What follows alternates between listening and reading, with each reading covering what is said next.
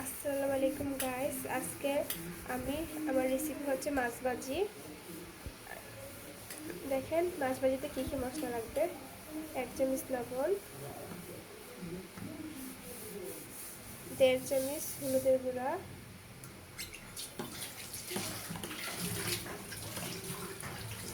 1 চামচ মরিচের গুঁড়া,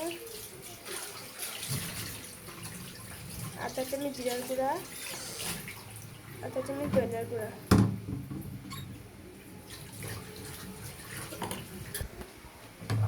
আদা চামচ আদা বাটা, 1/2 চামচ রসুন বাটা।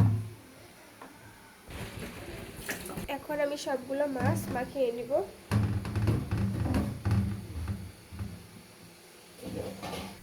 সবগুলো মাছ মাখানো হয়ে গেছে।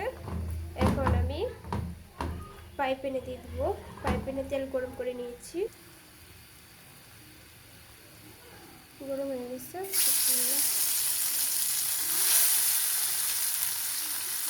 যত ঠেলা মাছ বড় কুচি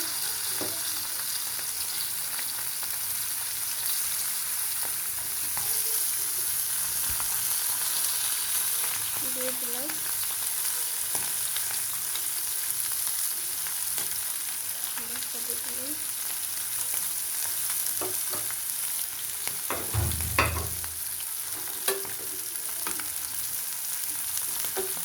মাছগুলো হালকা তুলতে দিব।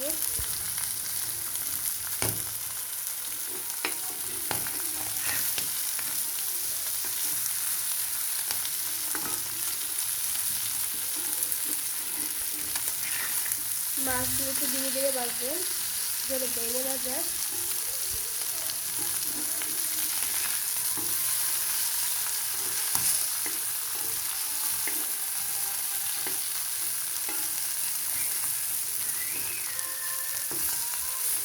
আমার সবগুলো মাছ উঠানো শেষ হয়ে গেছে। এখন সবগুলা মাছ উল্টে দিব।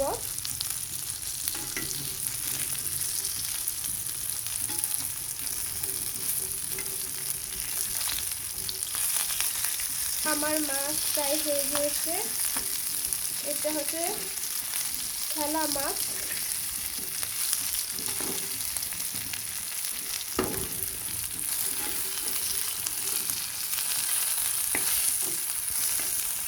আমি এ পর্যায়ে মাছগুলো সবগুলো মাছ নামিয়ে নিব। মাশাআল্লাহ, আমার মাছ ভাজিটা অনেক সুন্দর হয়েছে দেখেন, আর মশমশে অনেক সুন্দর হয়েছে। আপনারা এরকম করে অবশ্যই বাসায় এরকম করে মাছ ভাজি করবেন, অনেক সুন্দর হয়েছে মাশাআল্লাহ। এখন আমি মাছ সবগুলো তুলে নিব।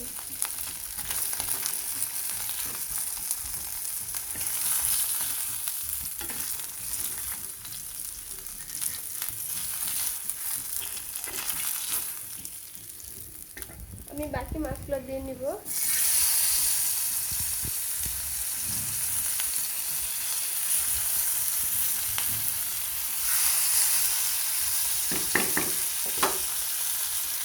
মাছগুলো উল্টে দিব।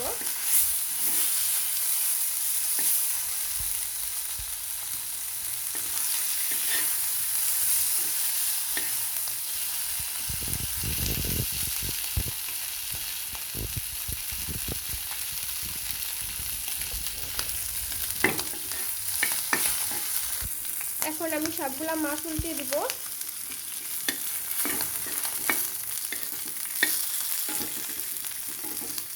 উল্টানো হয়ে গেছে, আর 2 মিনিট পরে আমি মাছগুলো নামিয়ে নিব। তো দেখেন, আপনারা মাছ ভাজার সময় অবশ্যই তেলটা গরম করে নেবেন, তাহলে মাছটা নিজে লেগে ধরবে না। দেখেন আমার মাছটা লাগে নাই, দেখেন খুবই সুন্দর হয়েছে, নরম আর তুলতুলে সব। আর আপনারা অবশ্যই মাছগুলোকে